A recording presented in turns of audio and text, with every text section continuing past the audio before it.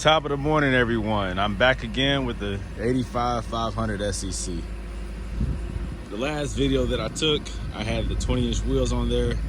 Again, I was putting them on there for storage purposes, and I guess flirting with the idea of going with the 20-inch wheel, of which I soon, very quickly found out that 20-inch wheels are not the way to go on these cars. These are the factory 17s or maybe 18s, I can't remember. Oh, they're 17s. Okay. Factory 17s, and you see how those look on here. And they look good. You know, you don't have to go big on these cars. I realize that. It will look like a donk, old school Caprice or something like that. When you put anything 20-inch and bigger on, it looks kind of, you know, different. Not really the type of look that you want with these cars is what I'm understanding. Okay, that's just, you know, what I've been told by about 1,000 people. Okay, anyway, so I wanted to show some progress that I've made with this car. Of course, the exterior is still the same. I haven't done anything with that. But let's look at the interior. Yeah, there's still some missing pieces. Like the whole center console. The reason why that's not in place is because all the wood is broken up. There's a few pieces that are okay, like this climate control portion is okay, you know. That's it. Everything else is jacked up. The box, the every little piece is jacked up. All right, all the way across. The above the glove box, that piece is separated, split up, all the way across the dash. This right here is up under the aluminum. There's just another thin piece of wood, and you can't do anything with that. I think you got to pull that too. Matter of fact, it is kind of solid. I mean, but there's aluminum pieces on top of this, and then it's the laminated wood, or the pretty part. And so all that is damaged, and this is what you have left, which is the base. I don't know. Now that I look at that, maybe I can do something with that. I don't know. I still don't know what I'm gonna do regarding that. If I'm gonna keep wood, restore it, bring wood back into it, or just do something totally different. Let's see. So I have the power seats working, functional. I have the rear seats installed. The deck lid I did not secure because I still have to figure out what speakers I'm going to put back there. But it is all back there. The brake light is damaged. It had age to it. It was broken up and cracked. It even had the burn marks from the brake light, as if somebody just sat on the brakes, and that bulb got so hot that it melted the plastic. So that got removed. That got pulled out. The headliner is in place. It had the tan.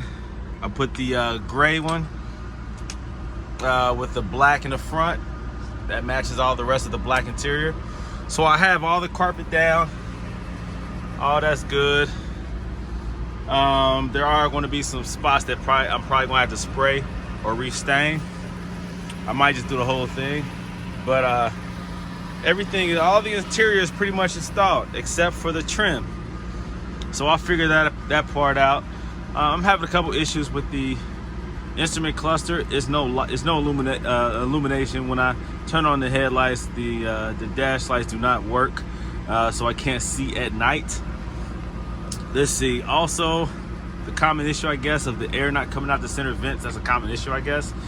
Now let's go to some more important things. Let's talk about this motor and transmission. Yes, the interior is done. That's good. That's what's up. Now, the engine, I know that this is an 85, and I'm not used to a carbureted, non-fuel injection. You know, I don't know anything about this kind of old school functionality of engines and all that. So I'm learning. But what I do know is that when I started up a cold start, sometimes you got to give it that gas. Sometimes it starts right up, sometimes it doesn't. Sometimes you got to, you know, floor the accelerator and give it gas. Is that normal? Now, also, it has the idle for like 5 to 10 minutes before it smooths out, and it sounds the way it sounds now. Now, I drove this to the DMV in order to go ahead and put this thing in my name, and well, that's why you see the tape right there, because you can't drive on the road with just nothing there. So at least it looks like there's something there in an attempt for me to abide by the law. Anyways, I drove to the DMV. It actually drives very good. There is exhaust leak. up underneath, right up underneath the front seats. You can hear it, you can feel it. So it's like at a joint. I already saw it. It's where the brackets hold it up. It has rusted through, so you have holes right there. So you have a major exhaust leak there. But still, that engine, I mean, should this thing be idling up and down? It kind of surges as it's trying to warm up, and as it gets warm, it kind of surges a little bit. I don't know. I know that this is not how a Mercedes is supposed to like sound or function. Everyone brags about how smooth these cars are, but it is an 85. It has 150,000 miles on it. I mean, how are these things supposed to sound, man? Somebody let me know. When you start them up, are they supposed to just like turnkey, boom, perfect, smooth, like a modern car? Or should there be a little bit of gas pumping involved? Again, once you drive it, or once it warms up after about 5-10 minutes, it's smooth. There's no shaking or vibrating or anything. It's good response. You know, the transmission shifts good. Although there is some leakage, some seepage. Yeah, some seepage from the transmission. So I gotta look at that. It looked like it's in the front of the transmission. I guess the seal closer to where it meets with the engine, I guess. It's seeping a little bit right there. So I gotta check that out. Transmission though, functions good. I don't know about that surging though. I don't know about that having to pump the gas in order to get it to keep running in the beginning. Like, I mean, not keep running, but get it to start. Now, when I went to the DMV, I drove it. It was driving perfect, fine, no problem. After I let it sit for about half an hour to an hour, I came back out and that thing just kept cranking. It wouldn't start. So I waited. Then I had to give it a bunch of gas and it finally caught. I was like, dang, go.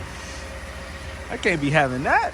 I can't have this car once it's restored and all nice and pretty not starting on me.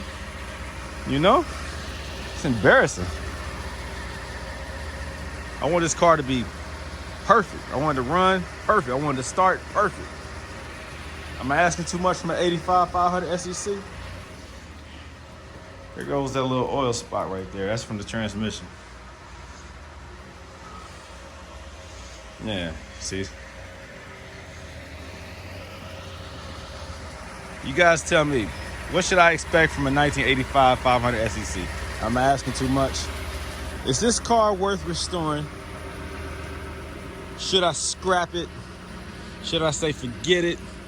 The motor transmission is not what it should be. It's gonna take too much money to get it right. Or should I keep on making it better? Working on it, restoring it, modifying it. What's your opinion? What should I do?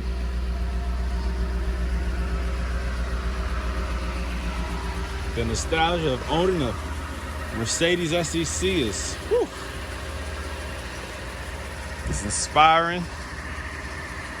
It looks good parked from a distance. I mean, I was looking at it at the DMV like, this thing is nice. Well, it has potential to be nice.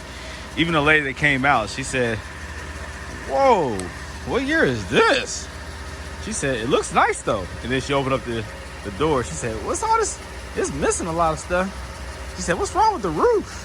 This thing's been sitting. You drove this here? See, it went from impressed to ugh. So I see that it has potential, but it's just not there. So should I keep going or should I stop? Should I put it on the market? Should I part it out? Or should I restore it? Let me know.